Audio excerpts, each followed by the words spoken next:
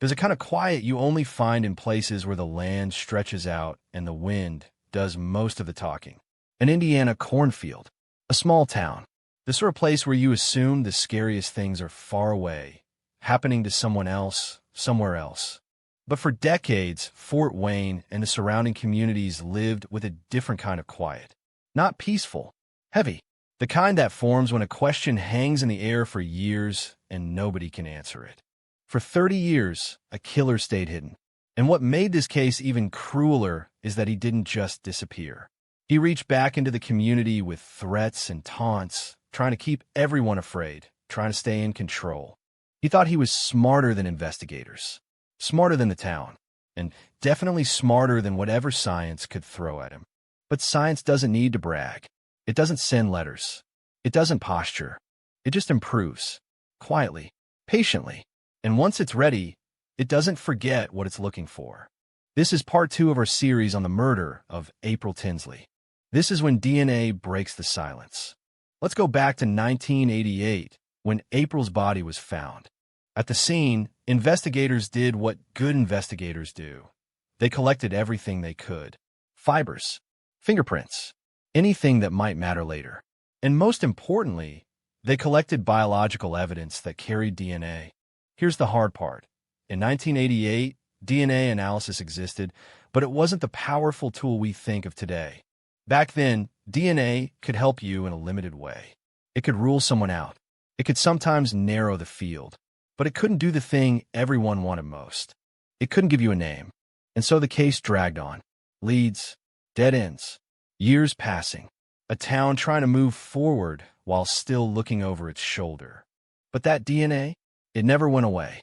It sat preserved year after year in storage. Not glamorous, not dramatic, just waiting. Because DNA doesn't expire the way headlines do. It doesn't fade like memories. It doesn't get tired of being ignored. And while life moved on for everyone else, the science kept moving too. Computers got faster. Databases grew. Lab methods improved. The blurry picture sharpened.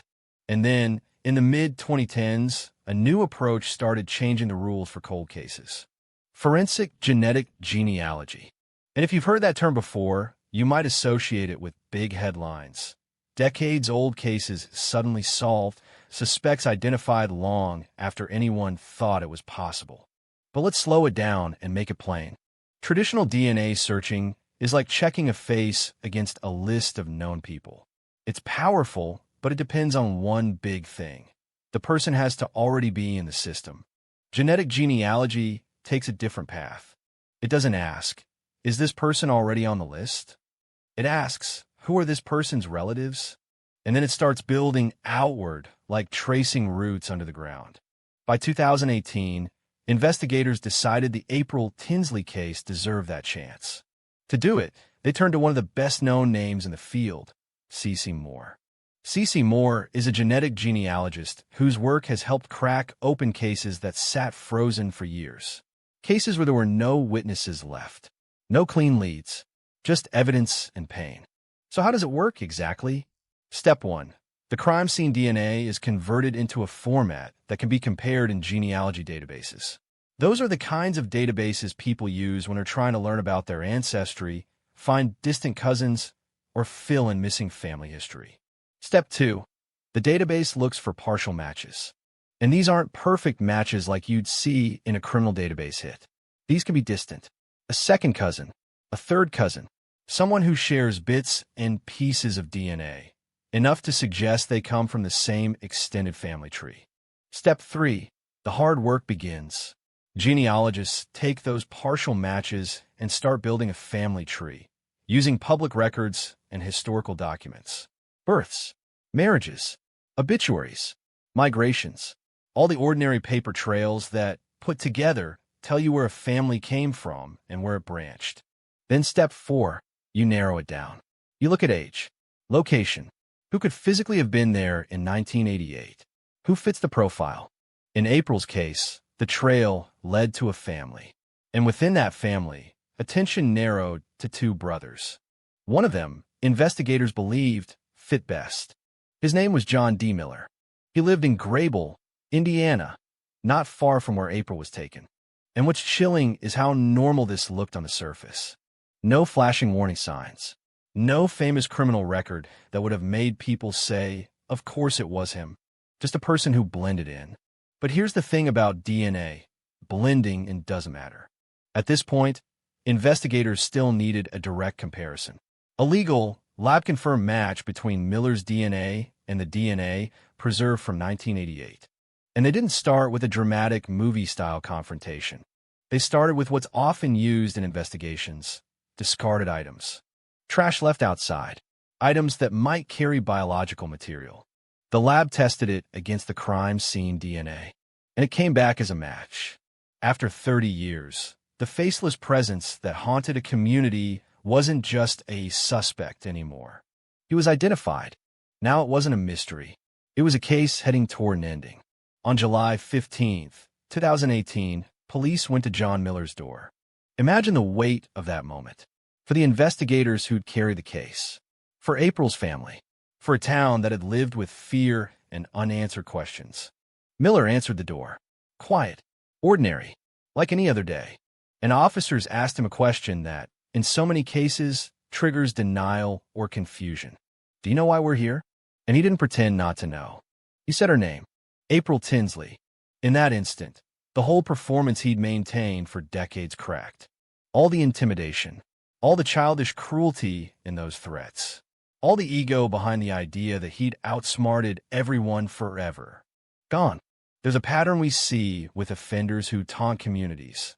Their sense of power can be built on one thing above all else.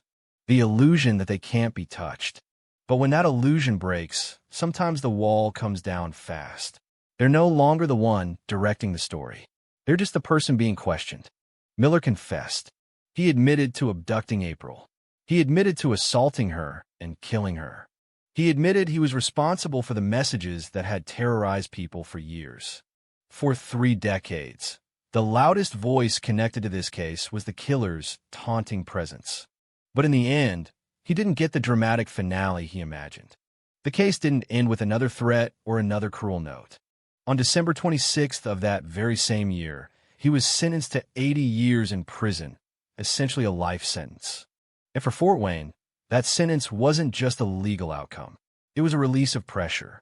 A breath the community had been holding for 30 years finally let out. For April's family, it wasn't something that could undo what happened. Nothing can. You hear people say, justice was served, and it can sound like a slogan. But sometimes justice means something very specific and very human. It means a name. It means accountability. It means the person who caused the harm can no longer hide behind time. And it means the victim's name can be spoken without the question mark attached. It's also impossible to ignore what this case represents in the bigger picture. Because the tool that helped solve April Tinsley's case has gone on to help solve others, too.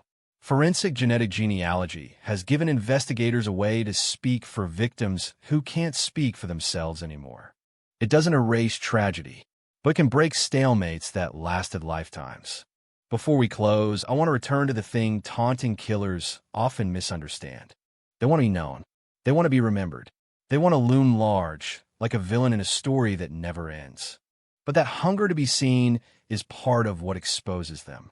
Because the truth doesn't care about their myth. Truth is patient. April Tinsley's story isn't just about a crime committed in 1988. It's about a community that kept living, even under a shadow. It's about investigators who refused to let time be the last word. It's about science evolving quietly in the background until it could do what it couldn't do before. And it's about a simple, unstoppable reality. What's buried doesn't always stay buried. The man who wanted to be feared was finally seen clearly, without the mask, without the power he thought he had. And April's name is the one that lasts.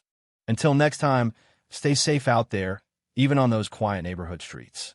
And don't let the next story be yours.